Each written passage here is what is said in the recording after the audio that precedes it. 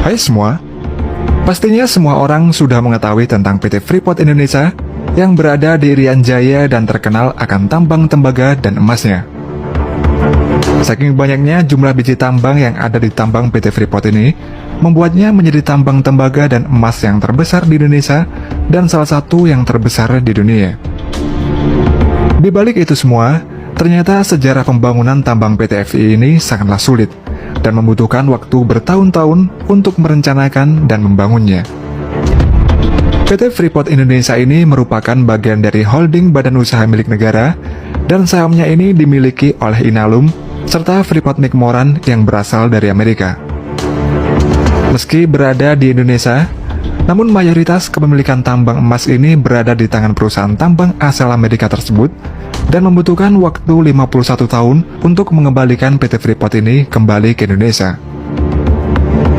Penemuan tambang emas ini bermula dari penelitian seorang geolog Belanda yang bernama Jan Jacques Dossy, di mana dalam laporannya Dossy ini menulis terdapat gunung tembaga di Papua yang dia beri nama Esbek. 20 tahun kemudian, pada 1960, Forbes K. Wilson, seorang direktur dari Freeport Mineral, mendapatkan informasi mengenai catatan Dossy ini, dan dia pun sangat tertarik untuk mengeksplorasi Esbek ini. Wilson kemudian melakukan ekspedisi dan eksplorasi senilai 1 juta US dollar dan berhasil menemukan cadangan 33 juta ton biji besi dengan kandungan tembaga sebesar 2,5%. Lalu pada 5 April tahun 1967, setelah mendapatkan izin dari pemerintah Indonesia, Freeport akhirnya membuka pertambangan yang bernama PT Freeport Indonesia di Irian Jaya. Untuk membangun pertambangan di lokasi Gunung Esbek ini, Freeport menyewa firma terkenal bernama Bechtel yang berasal dari California, Amerika Serikat. Pembangunan pertambangan tersebut ternyata memiliki medan yang sangat sulit dan ekstrim, karena mereka ini harus membangun jalan sepanjang 120 km dan jalurnya ini melewati hutan serta sungai dan pegunungan setinggi lebih dari 4.000 meter. Selain itu, untuk mempermudah pembangunan tambang di Esbek ini, sekitar 11 km dari Gunung Esbek ini, Freeport membangun kereta gantung di atas kaki tebing setinggi 609 meter, dan membuatnya ini menjadikan sebagai kereta gantung yang tercuram di dunia. Kereta gantung ini juga merupakan kereta gantung yang terpanjang di dunia pada waktu itu, dengan panjang rutenya mencapai 2.743 meter. Kereta gantung ini digunakan untuk membawa berbagai macam material serta alat berat untuk membangun tambang di Gunung Esbek. Setelah 5 tahun, tambang di Esbek ini pun selesai dibangun, dan pembangunannya ini membutuhkan biaya sekitar 1 miliar US dollar atau setara dengan 14,5 triliun rupiah dengan kurs sekarang. Setelah berhasil menambang biji tambang di Gunung Esbek ini, Freeport kemudian menghadapi masalah dalam pengiriman biji tambang tersebut ke pabrik untuk diproses lagi. Hal ini dikarenakan pengiriman menggunakan truk dan kereta gantung ini tidak akan cukup untuk memuat semua hasil biji tambang tersebut, serta membutuhkan waktu lama sehingga nantinya akan membuat kerugian pada Freeport. Akhirnya para insinyur ini pun memiliki cara, yaitu dengan menjatuhkan langsung biji tambang tersebut ke bawah menggunakan suatu alat yang berukuran besar. Dan ketika biji tambang tersebut jatuh ke bawah, maka biji tersebut akan terpecah dan menjadi bagian-bagian kecil sehingga memudahkan untuk memindahkan biji tambang tersebut. Biji tambang tersebut kemudian dibawa melalui conveyor belt langsung menuju ke pabrik pengolahan, di mana dalam pabrik tersebut terdapat mesin ore crusher terbesar di dunia dengan diameternya mencapai 12 meter. Mesin crusher ini berfungsi untuk menghancurkan biji tambang hingga menjadi bebatuan yang halus atau disebut dengan powder ore. Powder ore ini pun kemudian dicampur dengan air sehingga menjadi konsentrat slurry yang mengandung tembaga dan juga emas.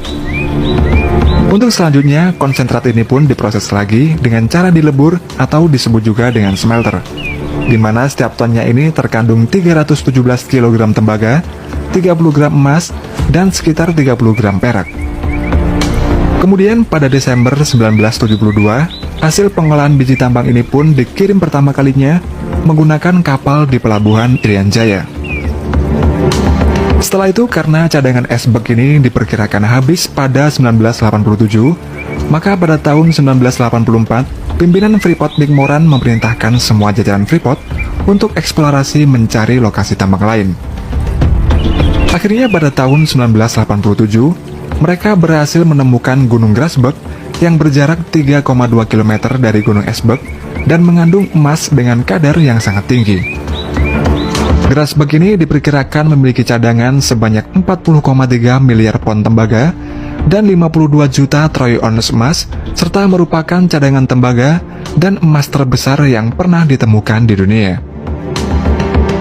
Lokasi Grasberg ini jauh lebih terpencil dan lebih ekstrim lagi dibandingkan dengan Esberg karena terhalang banyak tebing curam dan tinggi. Namun dengan adanya para insinyur, hal tersebut dapat diatasi dengan penggunaan teknologi modern.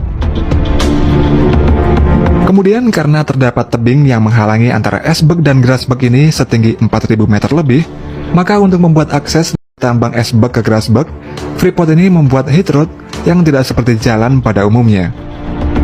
Heat road ini memiliki sudut kemiringan antara 22 derajat hingga 30 derajat, serta jalurnya ini berliku-liku dan terus menanjak hingga ketinggian 4.114 meter. Keberadaan heat road ini sangatlah membantu dalam pengiriman biji tambang dari Grasberg ke Esberg untuk proses pengolahan. Serta heat road ini juga untuk membawa berbagai macam komponen alat berat yang beratnya ini mencapai puluhan ton. Grasberg mulai dieksplorasi pada tahun 1988.